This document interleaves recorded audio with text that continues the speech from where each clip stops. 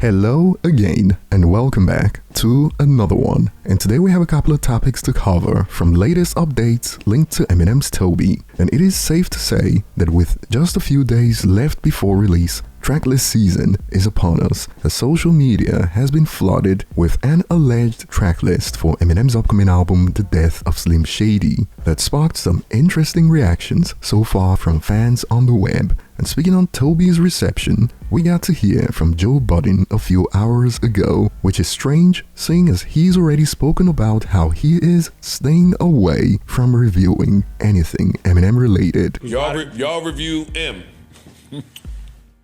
I ain't. But he briefly shared his thoughts on Toby, and this sparked some interesting reactions on social media, and we'll get to this later. Today, we also have more on the Drake versus Kendrick Lamar battle, and we got to hear from Royce the 5'9" about their position when it comes to Drake versus Kendrick, as some fans jumped to conclusions, saying as both Eminem and Kendrick are aftermath, and we'll expand on this in a bit. And speaking on this battle, we got one that caught hip-hop fans by surprise, as Drake's unofficial speaker put Drake on blast. Yes, Akademiks put Drake on blast, as he believes Drake is proving some of Kendrick Lamar's points in the diss tracks. More on this in a moment. And today we also have one that came out of left field, especially seeing as hundreds of thousands of quote users who identify as pop fans took to social media to slam Eminem for mentioning Megan on Houdini. And if you recall, Eminem was even accused of using Megan Thee Stallion for clout. In fact, in our last coverage, despite the fact that Toby is outperforming all of the songs on Megan's new album right now, we still got reactions like, "No Megan, no hit." But things were about to get worse for these pop fans when latest reports hit the web that alleged Megan Thee Stallion got busted by Spotify for botting her streams. Nah, man. Ooh. As before Spotify's official weekly albums chart, her new album pulled in these numbers. However, when Spotify revealed the official weekly chart, Megan's album debuted at number 30, which raised eyebrows across the board, because this meant roughly 30 million streams got erased after an audit by Spotify. And boy, it has been rough for Megan Thee Stallion since this broke out. And it is not just Megan getting it, even Roc Nation is getting dragged, and Drake fans teamed up with Nikki Minaj fans to rub it in. Tweets like these blew up, aka her and Roc Nation are using bots, laughing emoji. But y'all don't want to talk about that. And more on this note, Spotify filtered half of Megan's streams, laughing my freaking bum off, dropped her down to number 30 worldwide. I gotta give a shout out to somebody here that's been with me since the beginning of my career. Her name is Megan. Meg something, Meg Yuck, whatever you know her. She been there with me since day one, like real shit, built this shit with me. Real H-Town legend. Shout out to Meg one time, for real. Not that Meg, this Meg. And with the alleged bots, her album did 71 million streams first week, but after the audit, she lost over 30 million streams. Now, not to be the bearer of bad news, but since we saw viral tweets, some even broke the 100,000 likes threshold about how Eminem should thank Megan. To put this in perspective, Eminem's Houdini in its first week on Spotify outstreamed Megan's entire album's first week on global Spotify. And in Megan's defense, the label is getting blamed. Why do labels do this, knowing how hard these streaming apps are going to remove bots now? You only embarrassing your artist, because this is truly embarrassing. But many users aren't buying this. Oh, so now it is the label's fault. I thought y'all said that she was independent, no? Oh. Okay. Right. And while some have called out Spotify, this is BS. They let Sabrina use all the autoplay and payola and go this hard on Megan. Spotify is messy, to which a user hit back with, autoplay is not the same as using bots to boost streams. It is illegal to do the latter. And yes, autoplay is when they put a specific song high in the queue, so when a song ends in your playlist or album, it autoplays a specific song next. It is not the same as using bots to boost streams, and Nikki Minaj versus Megan Thee Stallion is far from over, at least for the fans. See that? 104,000. More than you can sell in the first week with 3 Grammys. You see that? That's what happened when you what? Lie on your dead mama. Lie on your dead mama. Lie on your dead mama. Lie on your dead mama. Lie on your dead mama. Lie on your dead mama. Come on, man. Because Nicki fans came prepared, they even created a Megan Thee Stallion wheel of excuses in preparation for this new album from Megan. And as you can see, takes like numbers don't matter and she's independent have been listed as excuses among others. But all in all, remember, dozens of posts went viral about how Eminem was using Megan to get a hit. So I find this whole thing ironic and hilarious, to be honest. She was certainly set up by her own fans. And moving on, Eminem's Toby looks set to debut on the Hot 100 in the United States. Check this out. Eminem's Toby, featuring Big Sean and Babytron, is predicted to debut on the Billboard Hot 100 with less than 2.5 days of tracking this week. And to be honest, based on how this release was handled, this is certainly a surprise, since his team clearly weren't going for this by choosing to release 2.5 days before the end of the tracking week. But here we are.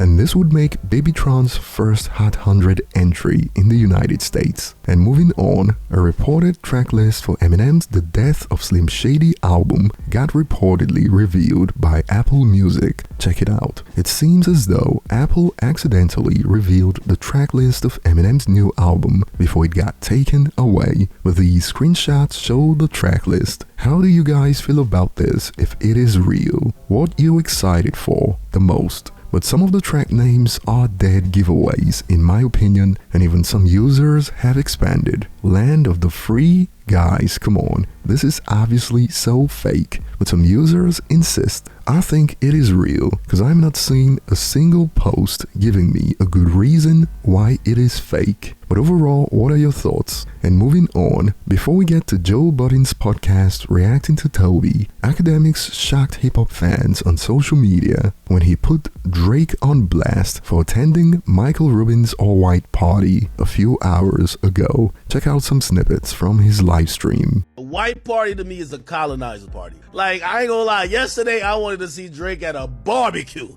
somewhere in Houston with him and Jay Prince and a couple of thotties and a couple of not the white party. That's the colonizer party. You can't go there. No, that's not that party.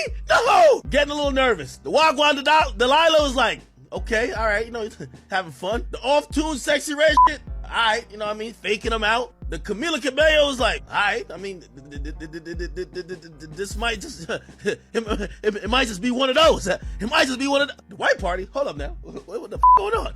Wait, why we at a white party? No, this ain't the year for the white party. We gotta read the room. This ain't a white party year. No, white party? Not the reverse Oreo party. No. Wrong time to be around Michael Rubin, Michael Jackson, Tom Brady, any of them. Wrong time. I'm getting nervous. Oh my God. And while some believe that by attending the party, actually Drake is being his authentic self and probably feels comfortable attending Michael Rubin party and making pop songs with Camila Cabello, a lot of celebrities attended that party, and hopefully they were kind to him and didn't mention that #1 music video. However, on the other end, some have expanded. Drake even got his fans criticizing the decisions he is making. That's crazy. LOL. Rightfully so, because they aren't good decisions at all. Drake has a terrible team around him, a bunch of yes men, the worst people to have around you. However, others have hit back with, so Meg Thee Stallion, Lil Wayne, and Glorilla are colonizers too, cause they was at the white party. Dude, really? And believe it or not, this was met with takes like, yes. And speaking on Drake's battle with Kendrick, since rapper Roddy Ricch chose to side with Kendrick for the pop-out concert, where they pretty much celebrated Drake's defeat among other things, this report made a comeback a few hours ago about how Drake helped Roddy Ricch get into Canada back when he was going through it with Border Patrol. And back then, Drake helped him with this problem, but now seeing how he is Team Kendrick, the report concludes that he is pretty much banned from Canada moving forward. And this was met with takes like, great news, can't call Drake anymore. A lot of rappers about to find out they can't travel to Canada with all that criminal record. And as it goes, Drake reportedly acted as a guarantor for some of these rappers before this, and now some have concluded now he can't call Drake because he picked a side. That's why it is always wise to be neutral when two sides are beefing. LOL. And this leads us to our next point, seeing as many fans have jumped to conclusions on Eminem's stance. And Royce cleared it up a few hours ago in response to this on IG. So I assume M against Drake too, to which Royce reacted, your assumption would be wrong. We are not against anybody. Proud of both sides. But now some have fired back at Royce. Why are you speaking for Eminem? We know he dissed Drake on Kamikaze, also on Kendrick Dre's team. Eminem would definitely side with Kendrick. But this user was reminded about Eminem's comments during the Sway interview from 2018 when Eminem revealed why Drake would always be in his good graces. You got a couple of ghostwriters. People took that line and thought you were indirectly talking about Drake. No, see, here's the thing.